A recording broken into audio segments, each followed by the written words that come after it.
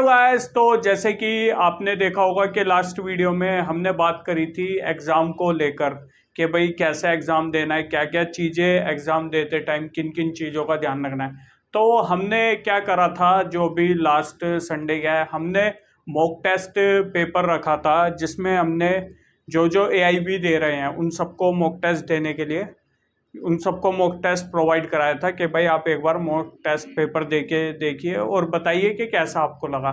तो इसमें बहुत से लोगों ने मॉक टेस्ट पेपर जैसे है दिया। अब उसमें किसका क्या एक्सपीरियंस है, तो एक दो एक्सपीरियंस हम आज ले लेते हैं यहाँ पर। पहले बात करते हैं कि क्या क्या फील हुआ जब उन्होंने एग्ज़ाम दिया। एग्ज़ाम जो था वो ऑल इंडिया बार एग्जामिनेशन के बेस पर ही था। 100 क्वेश्चन थे। हम जनरली अगर देखें तो 3 घंटे मिलते हैं, लेकिन हमने यहाँ इनको प्रोवाइड कराए सिर्फ और सिर्फ 2 घंटे, ताकि इनको पता लगे कि भाई इनका लेवल क्या है, किधर ये स्टैंड करते हैं अभी और कितनी और मेहनत करनी पड़ेगी। तो इसमें क्या क्या उनको फेस करना पड़ा, क्या क्या नहीं, मैं आपको बताता रहूँगा, फिर भी एक बार पूछ लेता हूँ। तो मॉक टेस्ट किस किस ने दिया? आपने सर दिया? जो आपने दिया क्या फील करा मॉक टेस्ट पेपर में? अच्छा, और आपने सर? मैंने दिया मुझसे, लेकिन मैंने ये फील किया कि जो हमारे पेरेंट्स हैं, जो विदाउट नोट्स हैं, जो हम लेके जा सकते हैं वहाँ, तो उसमें ढूंढने में काफ़ी दिक्कत हो रही थी। पहली चीज जो आपने कहा कि जब मैंने वो दिया बेयर एक्ट पढ़ा तो ढूंढने में काफ़ी ज़्यादा दिक्कत आ रही थी। किस चीज़ की दिक्कत आ रही थी? आंसर को ढूंढने में काफ़ी टाइम लग रहा था और लग रहा था कि समय बर्बाद करना उससे अच्छा तो आगे बढ़ा हो गया। अच्छा, तो फिर आपने जब देखा कि भाई आपको समझ नहीं आ रहा है, फिर मैंने तो आंसर आपको नहीं मिल रहे थे या फिर जो लैंग्वेज है वो समझ नहीं आ रही थी? आंसर ही नहीं मिला। अच्छा, लैंग्वेज आपको समझ आ रही थी। तो तो उसमें क्या मेन दिक्कत थी, मतलब कि आपको जिस तरीके से समझ नहीं आ रहे थे? नहीं समझ तो आ रही थी, उसमें ढूंढने में दिक्कत हो रही थी कि जो आंसर है उसमें नहीं मिल रहा था मुझे। अच्छा, मतलब बेयर एक्ट में आपको आंसर नहीं मिला, तो कुछ मिले या मिले ही नहीं बिल्कुल भी? काफ़ी समय लगा एक आध, फिर मैंने ढूंढे। कितने मार्क्स आए आपके एग्जाम में जो मॉक टेस्ट दिया था? 33 आउट ऑफ 36 आउट ऑफ 100, यानी कि कितने चाहिए पासिंग के लिए? हाँ जी मैम, 45 चाहिए, प्लस नहीं 45 चाहिए आपको पास होने के लिए। ठीक है, तो 35। एक और ने दिया था आपने, आपके 21 आए थे जो मैंने देखा था।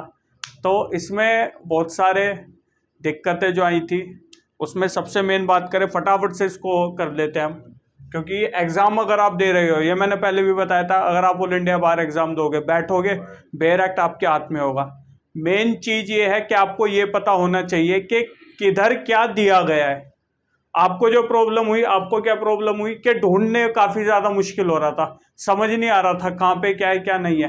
वो इस वजह से क्योंकि आपको इस चीज़ के बारे में नहीं पता कि ये वाली चीज़ कहाँ पर दी गई है।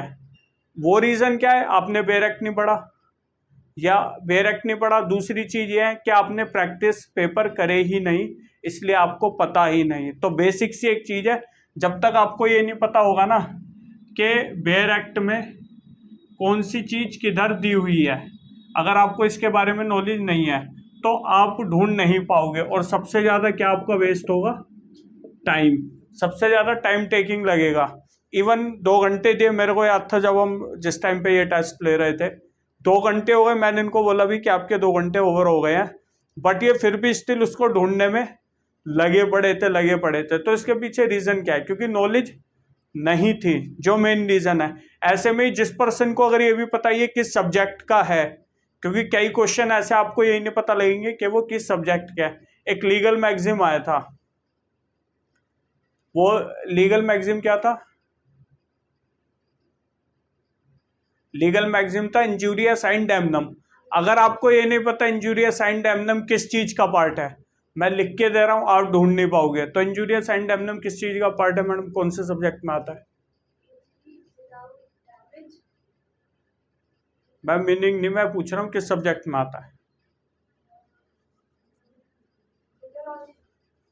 क्या क्या बोला आपने? वो तो सब्जेक्ट ही नहीं मैडम। सिलेबस नहीं देखा क्या आपने ऑल इंडिया बार का? ऑल इंडिया बार के सब्जेक्ट में तो वो आई नहीं मैडम, जो सब्जेक्ट सारे हैं वो तो आएंगी नहीं।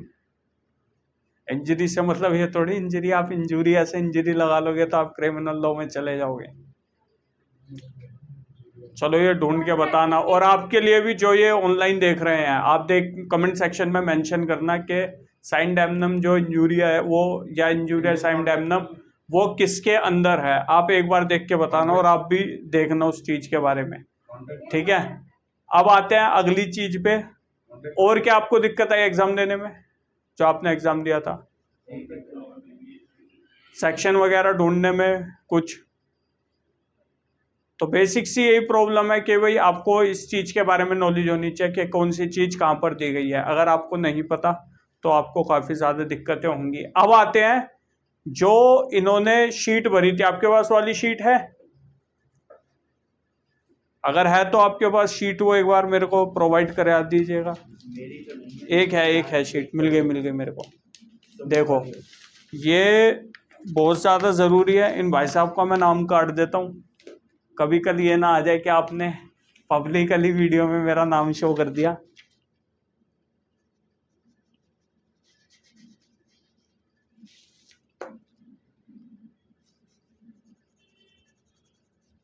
ये देखिए, यह OMR शीट, ठीक है।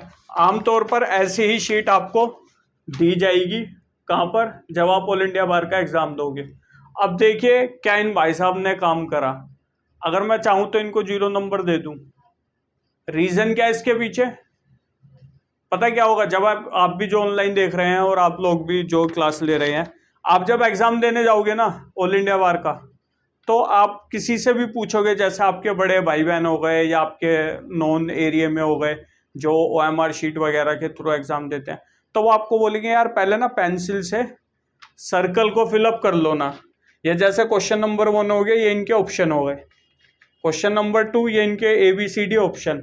तो जो आपको क्वेश्चन पेपर में देखोगे कि यार C ऑप्शन सही है, तो आप C को यहाँ पर फिल कर दोगे, बाकी और किसी और को नहीं छेड़ोगे उसमें, ठीक है। अब इन भाई साहब ने क्या करा, ये भाई साहब वही लगाया दिमाग कि यार हो सकता है मुझे बाद में सही आंसर पता लग जाए या मुझे कहीं और मिल जाए, तो इसलिए मैं पेंसिल से, अच्छी बात है चलो भाई पेंसिल से आप भर रहे हो, लेकिन इन भाई साहब ने पेंसिल से भरा, OMR शीट देके चलते बने।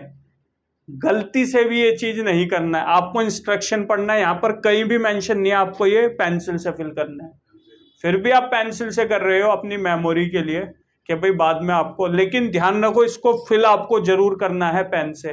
ब्लैक पेन है या ब्लू पेन है वो आपको ऊपर लिखा हुआ इंस्ट्रक्शन में मिल जाता है। यहाँ पर देखिए अच्छी तरीके से मेंशन है, रॉन्ग मार्किंग क्या होगी, करेक्ट मार्किंग क्या होगी।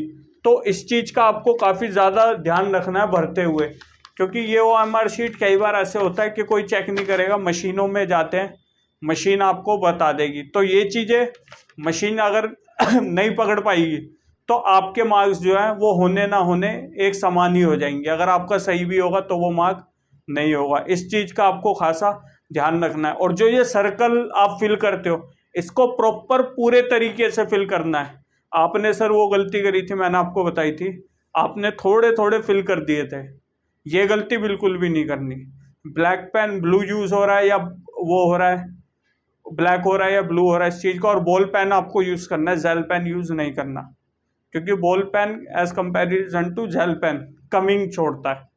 तो इसकी कोशिश करनी है आपको, और सर्कल पूरा फिल करना अच्छी तरीके से, बिल्कुल भी जगह ऐसी मत करना कि OMR शीट में वो चीज समझ ना आए, पहली चीज है। दूसरी चीज, सेम 2 ऑप्शन कभी भी चूज मत कर लेना। इन भाई साहब ने एक जगह ये गलती करी, अगर आपको दिख रहा होगा 69 वाले पॉइंट पे इन्होंने B भी फिल कर दिया और D भी फिल कर दिया। तो ये गलती भी नहीं करनी कि आप B भी फिल कर दो और D भी फिल कर दो। इसमें आपका क्वेश्चन अगर सही भी होगा तो वो आपका गलत माना जाएगा, वो कहीं भी। ये मेजर चीजें मैं इसलिए बता रहा हूँ, हो सकता है कईयों को लगे यार ये कोई जरूरी थोड़ी है, वो भाई साहब ये इसलिए जरूरी है, अगर आपने सही फिल नहीं करके आए आप कितना ही पढ़ लो, अगर आपको यही नहीं पता लगेगा कि आपको एग्जाम कैसे देना है, तो आप कैसे मार्क्स गेन कर लोगे, कैसे वो मार्क्स ले आओगे कि आपका ऑल इंडिया बार एग्जामिनेशन पास होकर आप आ जाओ। ये बहुत ज़्यादा ज़रूरी है। अब ये गलती कर गया, लेकिन इनके भी 100 में से 21 नंबर आए हैं भाई साहब के। लेकिन चलो कोई नहीं, एग्ज़ाम दिया, इन्हें भी बहुत चीज़ें पता लगी होंगी अपने बारे में कि भाई क्या क्या इन्होंने देखा, क्या क्या नहीं देखा। और भाई एक दो ऐसे मेरे को देखने में मिले थे जो बेरैक तो छू ही नहीं रहे थे। आपका मॉक टेस्ट होता है, बेरैक लेके आओ, क्योंकि आपको लेके आने पड़ेंगे, क्योंकि आपको एग्जाम देना है। बेरैक मॉक टेस्ट पेपर के थ्रू इसलिए अच्छा आपके लिए रहेगा कि आप जब ढूंढोगे ना, बैठोगे ढूंढोगे जगह जगह, तो आपके लिए फिर सही रहेगा। तो ये रही एक बेसिक सी बात भाई, ध्यान रखो, मजाक में मत लो। ये OMR शीट भी भरना बहुत बड़ा खेल है। अगर ये आप गलत भर कर आ गए ना, और आप फिर रीचेकिंग पे रीचेकिंग के लिए करते रहना, कुछ फायदा होगा नहीं, क्योंकि आपकी खुद ही OMR शीट खराब है। तो ये चीज समझ आ गई आप सबको, OMR शीट का पंगा क्या होता है। तो ये चीजें हैं बेसिक जो आपको करनी पड़ेंगी। तो भाई अपना ध्यान रखो इस चीज के बारे में, OMR शीट वगैरह के बारे में, एग्जाम के बारे में। हवा में चीजें नहीं चलती, हवा में बातें नहीं होती भाई। जो जमीनी हकीकत है उसमें आओ, एग्जाम दो, प्रैक्टिस पेपर वगैरह करो, ताकि आपको अच्छी से अच्छी, जल्दी से जल्दी बेटर अंडरस्टैंडिंग आ सके कि आपको एग्जाम कैसे करना है और क्या। और बेरैक्ट लेके बैठो, और जो शॉर्ट विदाउट शॉर्ट नोट वाले बेरैक्ट आपको परचेज करना है वो लेके आप बैठोगे। तो मिलते हैं हमारी नेक्स्ट वीडियो में। होप सो आपको पसंद आई होगी ये वीडियो। और जो भी आपको कुछ क्वेरी है या कुछ पूछना है तो कमेंट सेक्शन में आप मेंशन करके बता सकते हैं। तब तक के लिए नमस्कार।